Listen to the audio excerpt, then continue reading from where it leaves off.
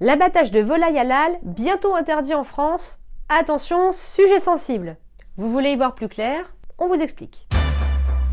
Tout part d'une nouvelle instruction du ministère de l'Agriculture et de l'Alimentation qui doit entrer en vigueur en juillet prochain. Elle concerne, je cite, la protection animale en établissement d'abattage de volailles au moment de leur mise à mort.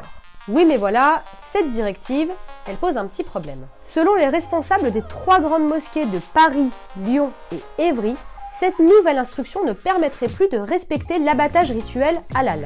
À leurs yeux, cela équivaudrait à une interdiction de cette pratique pour les volailles. Ils sont inquiets et souhaitent être très rapidement reçus par le ministre de l'Agriculture. Ils l'ont d'ailleurs fait savoir dans un communiqué partagé notamment sur Twitter. Et depuis, cette histoire est relayée partout. Ici, qu'est-ce qui cloche? D'abord, et ça ne vous aura pas échappé, la religion c'est un sujet très sensible. Il s'agit de quelque chose de personnel, ça touche à nos convictions. Donc forcément, c'est toujours un peu délicat. Et puis surtout, l'autre problème ici, c'est cette impression d'entrave à la liberté. On en a déjà parlé dans Oh My Fake, ça s'appelle un effet de réactance. Lorsque l'on ressent une limite dans notre liberté d'action ou de décision, on se braque et on enclenche un mécanisme de défense psychologique, la réactance. C'est exactement ce qui se passe avec cette histoire d'abattage halal. D'ailleurs, le communiqué des 3 responsables des grandes mosquées explique que, je cite, « Ces dispositions sont une grave entrave au libre exercice du culte ». Alors, cette instruction interdit-elle vraiment l'abattage halal de volailles? Pour rappel, dans la religion musulmane, l'abattage halal impose un certain nombre de conditions. Il faut notamment mettre à mort l'animal en le saignant par égorgement, tourné vers la Mecque.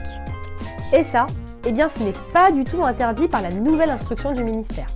Ce texte, il date du 23 novembre 2020 et il a pour but de détailler les différentes pratiques de mise à mort des volailles. Il n'abroge ni ne modifie aucune instruction. En fait, il existe 2 méthodes d'abattage qui respectent les pratiques halal.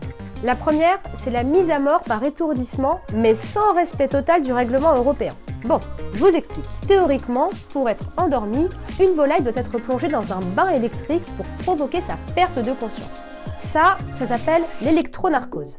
Mais pour quand même garder l'animal conscient et donc respecter le Coran, les 3 grandes mosquées ont choisi une méthode intermédiaire en demandant une dérogation. Et cette méthode, elle n'étourdit pas complètement l'animal. Bon, il y a donc une deuxième méthode d'abattage qui, elle, se passe sans étourdissement. Mais elle est plus coûteuse puisqu'elle nécessite un aménagement des chaînes d'abattage. Et voilà le fond du problème. Cette nouvelle réglementation obligerait à des travaux sur ces chaînes d'abattage au prix d'investissements financiers. En revanche, ce texte n'interdit nullement le rituel d'abattage halal des volailles. J'espère que cet épisode vous aura permis d'y voir plus clair. Et surtout, que vous avez compris les mécanismes psychologiques qui entrent en jeu ici, puisque c'est ça qui explique pourquoi cette histoire s'est aussi vite répandue.